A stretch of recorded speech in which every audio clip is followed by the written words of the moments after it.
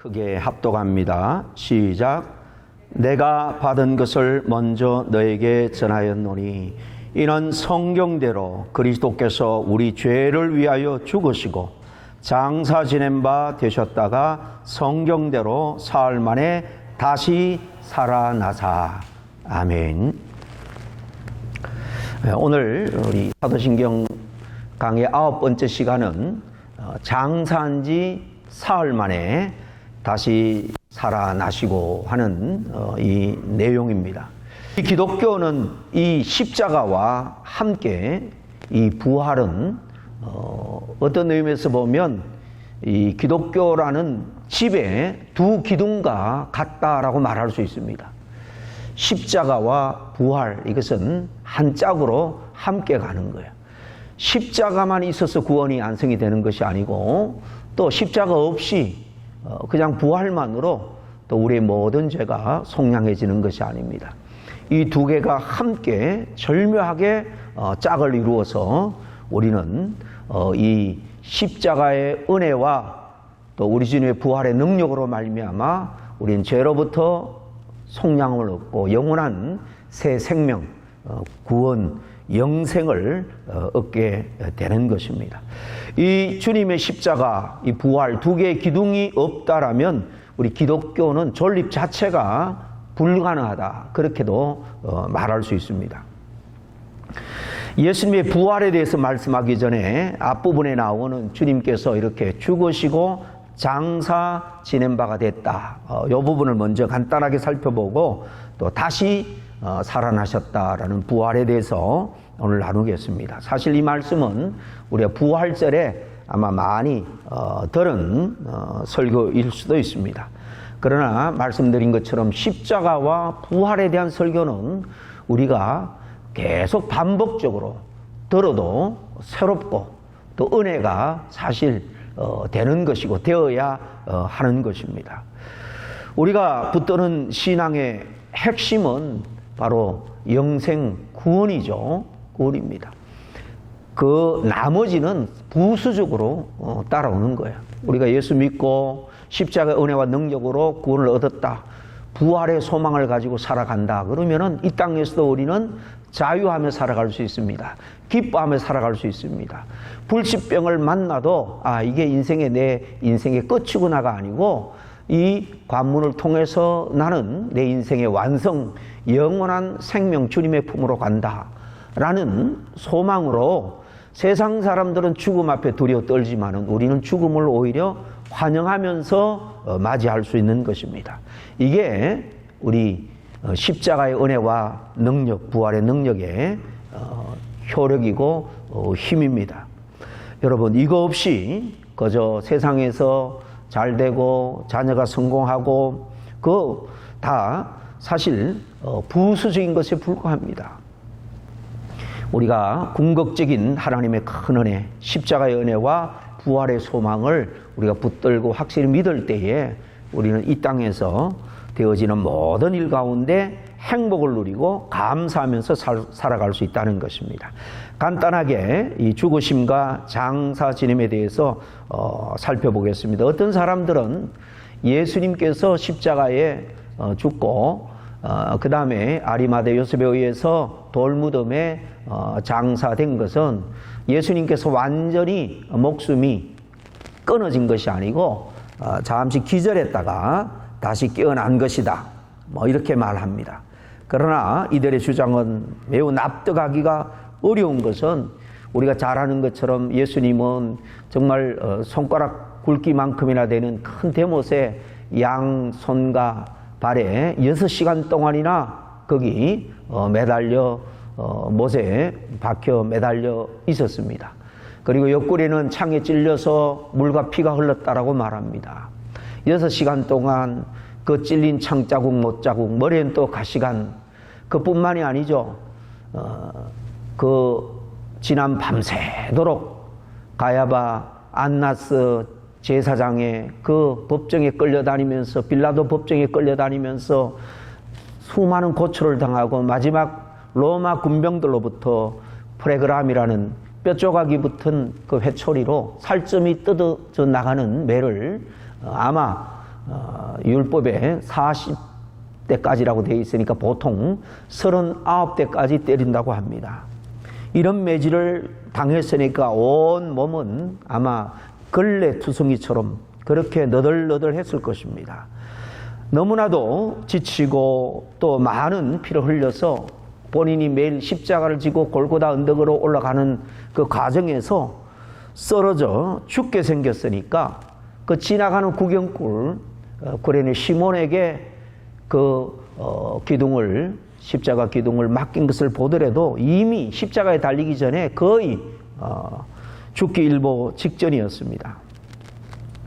그리고 무덤에 장사될 때는 세마포로 꽁꽁 쌓여서 돌무더기에 넣어줬습니다. 단순히 주님께서 기절한 거라면 어떻게 이런 상황에서 무덤에서 탈출할 수 있을까? 도저히 불가능한 것입니다.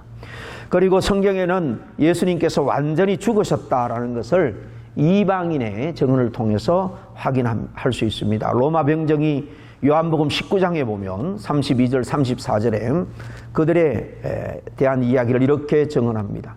군병들이 가서 예수와 함께 못 박힌 첫째 사람과 또 그 다른 사람의 다리를 꺾고 예수께 이르러는 이미 죽은 것을 보고 다리를 꺾지 아니하고 그중 한 군병이 창으로 옆구리를 찌르리고 피와 물이 나오더라 그랬습니다. 이것이 예수님께서 십자가에서 6시간 매달려 있으면서 완전히 죽으셨다라는 증거입니다.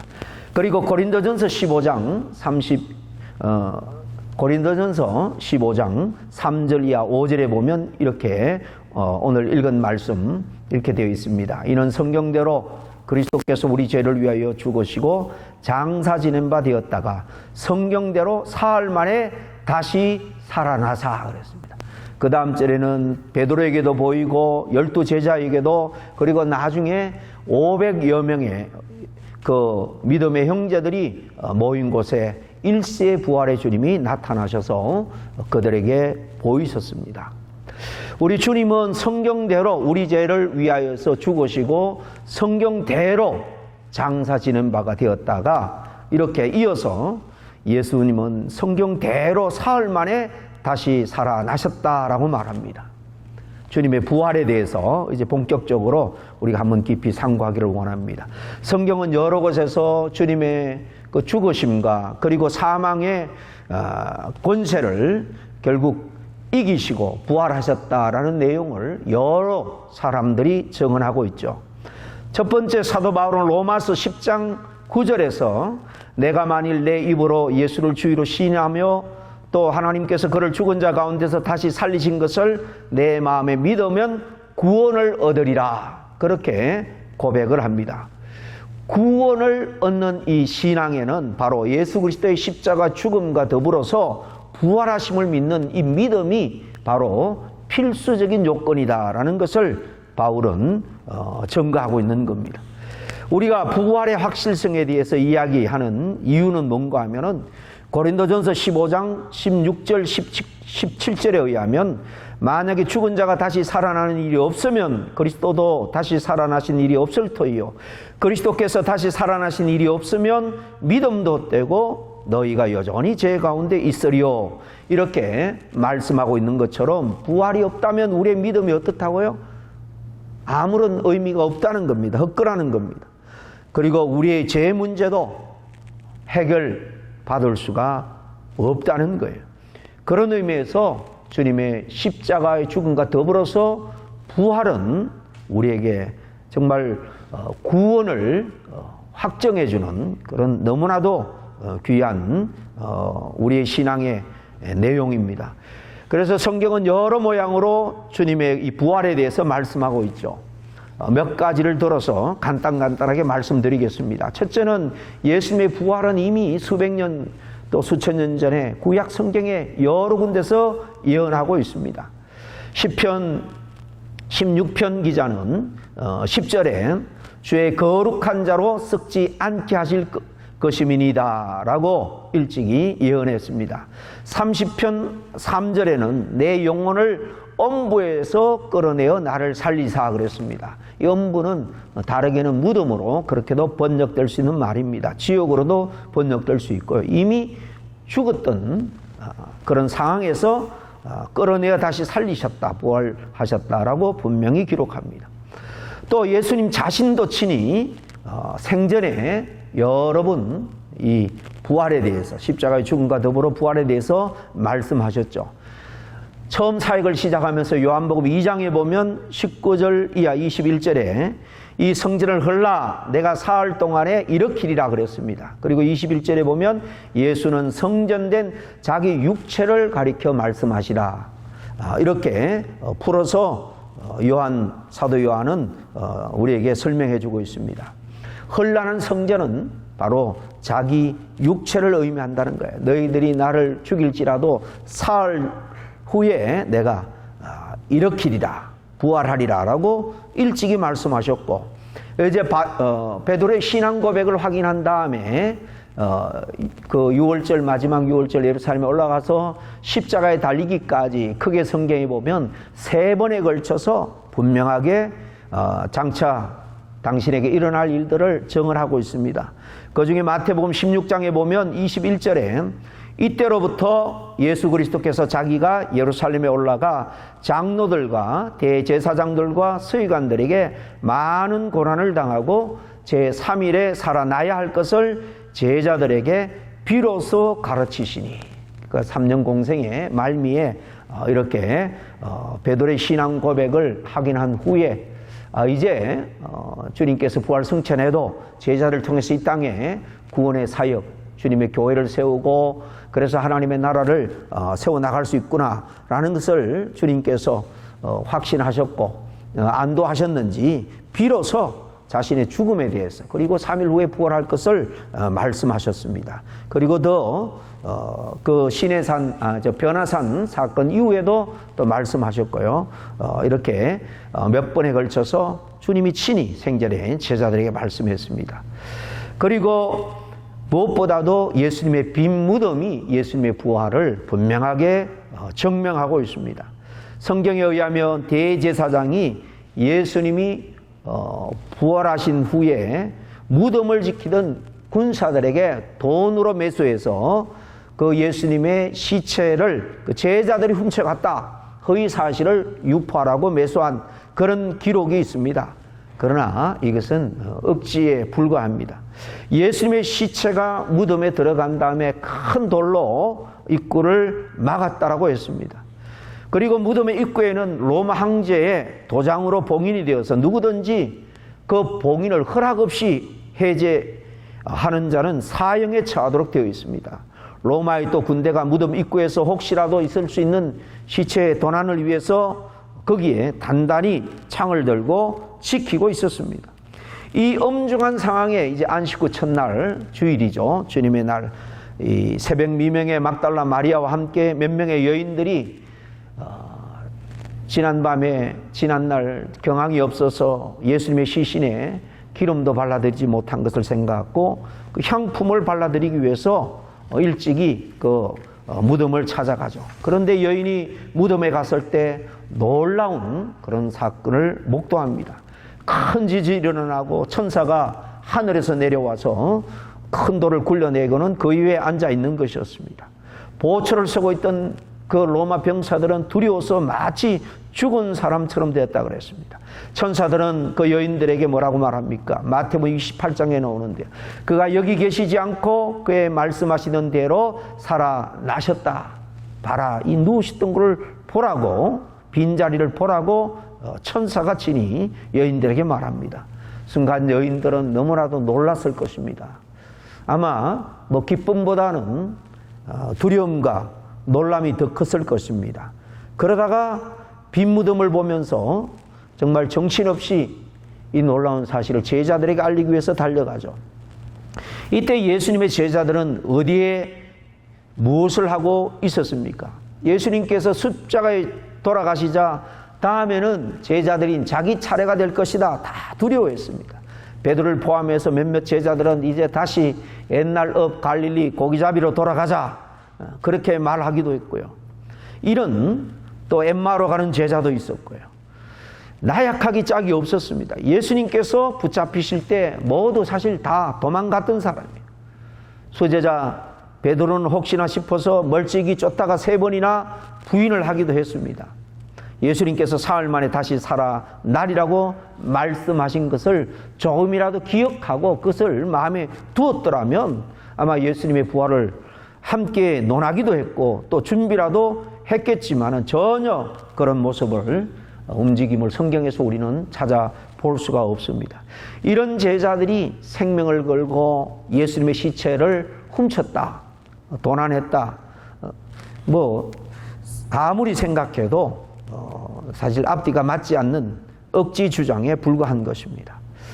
네 번째로 예수님이 부활하셨다라는 증거는 바로 사도 바울의 놀라운 회심과 그의 사역, 그리고 베드로와 제자들의 변화된 그 모든 모습들 속에서 정말 주님께서 진정 부활하셨다라는 것을 우리는 확신할 수 있습니다. 바울은 회심하기 전에 부활의 주를 믿는 교회 성도들의 핍박자였습니다. 그가 고백한 대로 여러 영각자보다 유대교에 대한 열심이 특별했다 그랬습니다. 그래서 교회를 핍박했고 스데반 집사가 죽자 이 기독도들, 이 교회를 핍박하기 위해서 군인들을 그 제사장의 그 호위하는 종들, 군인과 같은 그들을 이제 일부 데리고 그 먼 다메섹까지 가다가 놀라운 부활의 주님을 만남으로 말미암아 새롭게 변화가 되죠. 교회 핍박자에서 땅끝까지 이방인들에게 예수님의 십자가의 죽음과 부활을 생명을 걸고 전하는 사도가 되었습니다. 끝내 이 부활의 주님을 증언하다가 순교까지 하게 되죠. 사도행전 26장에 보면 한 번은 바울이 이제 3차 여행을 마치고 돌아와서 예루살렘에 와서 이제 부활의 주님을 증언하려고 왔을 때 그때 분봉함은 아그리빠 왕이었습니다. 그리고 베스도가 총독으로 바뀌어 와 있었고요. 그때 신문을 봤는데 사도행전 26장 23절에 보면 그리스도가 고난을 받으실 것과 죽은 자 가운데서 먼저 다시 살아나사 이스라엘과 이방인들에게 빛을 선전하시리라. 당당하게 먼저 그가 죽은 자 가운데 살아났다라고 증언합니다.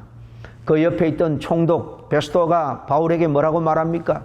너의 많은 학문이 너를 미치게 했다. 그렇게 말합니다. 그때 바울은 이 일은 한편 구석에서 행한 것이 아니라고 단호하게 주님의 부활을 증거했습니다. 베드로는 예수님을 모른다고 3번이나 부인한 사람이죠.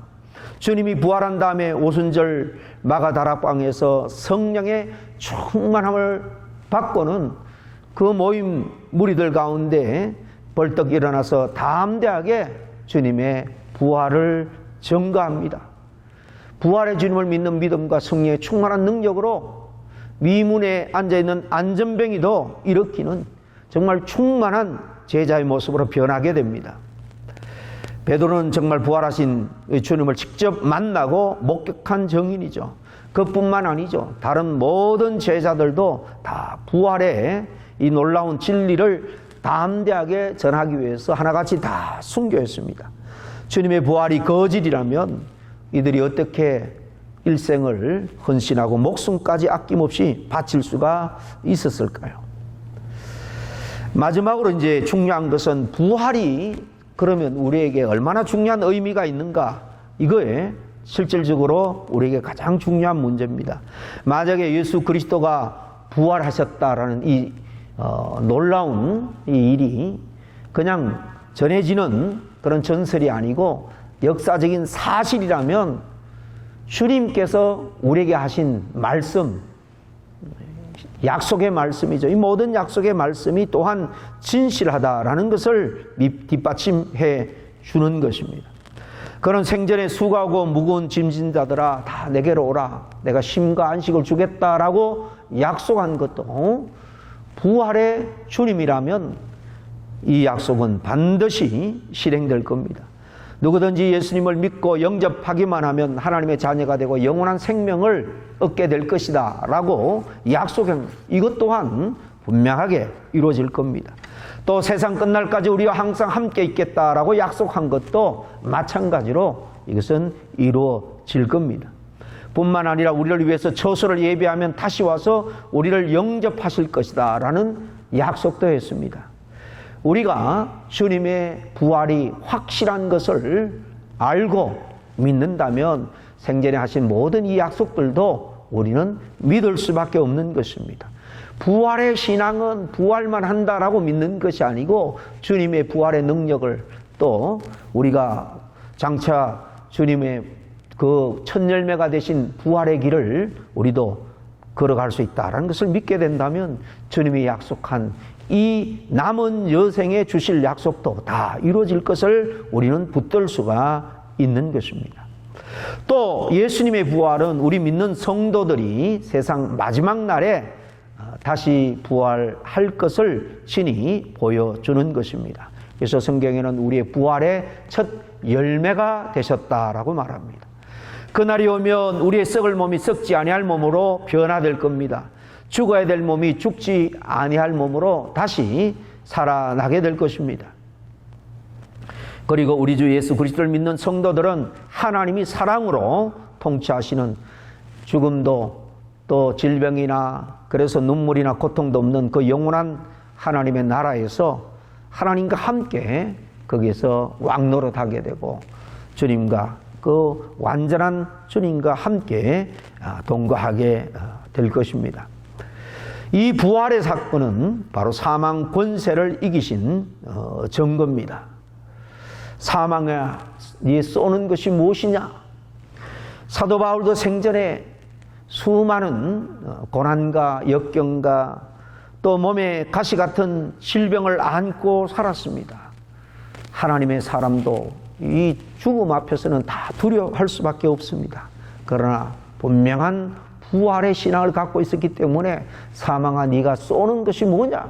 네가 결코 나를 지옥에 던지겠느냐? 당당하게 그는 사망을 향해서 또 사망을 오게 하는 악한 마귀 사단에 대해서 담대하게 그는 맞서 승리할 수 있었습니다. 우리 또한 이제 원죄와 자범죄로 인해서 사망의 종이 되었었지만은 이 십자가 보혈의 은혜와 능력, 부활의 능력으로 우리는 주님께서 부활의 첫 열매가 되신 이 부활의 길을 우리는 이제 가게 됩니다. 사망의 권세를 깨뜨리고 부활하심으로 말미암아 우리는 이 땅에서 겪는 모든 일로부터 완전한 승리를 누릴 수가 있습니다. 승리하신 주님께서 우리와 함께 하심으로 우리는 승리할 수 있는 거예요. 여러분, 인생의 승리가 뭡니까? 남보다 잘 살고 또 부귀영화를 누리고 자식이 잘 되고, 여러분 결코 그것이 승리라면 그 승리는 잠깐밖에 누리지 못합니다. 자도취에 불과한 승리입니다. 누구나가 다 정말 하나님께서 오라 하시면 이 모든 것을 다 내려놓고 주님의 백보자 심판대 앞에 설 수밖에 없는데요. 우리가 십자가의 은혜와 능력으로 부활의 신앙으로 구원받은 자만이 이 모든 살아온 모든 삶에서부터 우리는 자유롭게 주님으로부터 잘했다, 착하고 신실한 종아 인정을 받을 수가 있는 것입니다. 우리는 더욱더 우리는 주님의 부활을 확신하며 살아야 됩니다. 이러한 부활 신앙을 가지기만 하면 정말 시들었던 우리의 삶 환경도요 변화되고 되살아나기 시작할 겁니다. 잃어버린 삶의 기쁨과 행복도 다시 회복할 수가 있습니다. 우리 기독교인들의 가장 큰 신앙은 역시 부활 신앙입니다. 부활하신 주님께서 우리와 함께 하실 때 우리는 조금도 두려워할 것이 없습니다. 담대한 믿음 가운데 늘 정말 주님께서 주시는 은혜로 말미암아 감사와 찬양이 넘치는 승리의 계가를 부르며 살아가는 저와 여러분이 다 될 수 있기를 주의 이름으로 간절히 축복합니다. 기도하겠습니다. 하나님 아버지 감사합니다. 우리에게 독생자를 보내주시고 우리의 모든 죄값을 죄 없으신 독생자 예수 그리스도가 십자가에서 다 사해 주시고 갚아 주시고 죄값인 사망을 친히 담당하시고 또 부활의 능력으로 말미암아 사망 권세를 깨뜨리고 우리의 부활의 첫 열매가 되신 정말 은혜와 능력이 충만하신 우리 주 예수 그리스도를 믿는 믿음으로 말미암아 날마다 찬양하며 감사하며 복된 삶을 살아갈 수 있도록 주님 인도해 주시니 너무나도 감사와 찬양을 드립니다. 이것을 누리는 저희들 되게 하여 주시옵소서. 날마다 승리의 아버지 하나님 창가를 부르며 부활의 신앙으로 담대함으로 살아가는 우리 모두가 될 수 있도록 주님 도와 주시옵소서. 악한 마귀 사단이 한 길로 왔다가 이 신앙의 은혜와 능력으로 7길로 도망가는 역사가 일어나게 하여 주시옵시고, 병마가 왔다가 쫓겨가는 역사가 아버지 하나님 일어나게 하여 주시옵소서. 우리는 주님의 손 안에 있습니다. 부활의 주 아버지 하나님 능력 안에 있습니다. 아버지는 그런 거로 아버지는 이 땅의 남은 여생 가운데 날마다 정말 주님의 약속을 붙들고 정말 승리의 귀한 노래가 우리의 생애 가운데 넘치게 하여 주시옵소서. 예수님 이름으로 기도하옵나이다. 아멘.